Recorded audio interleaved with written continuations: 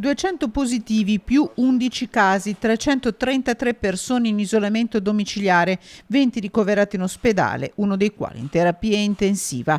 Vivono tra Padova e provincia quasi un terzo dei positivi al coronavirus di tutta la regione, con 6 cluster attivi e un caso di bambino positivo a un centro estivo organizzato nel quartiere cittadino dell'Arcella. Sorvegliato speciale l'ultimo in ordine di tempo, quello della sede di Limena della SDA, società di distribuzione di poste italiane. Lo stabilimento è chiuso. Qui i positivi sono 18.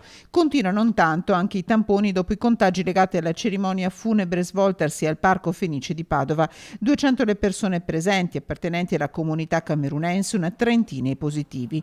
Un cluster cui si legano i 2 nuovi focolai sotto controllo in 2 case di riposo, la Bonora di Campo San Piero e a Padova l'istituto IRA Alta Vita, dove ci sono contagi tra gli operatori e tra gli ospiti.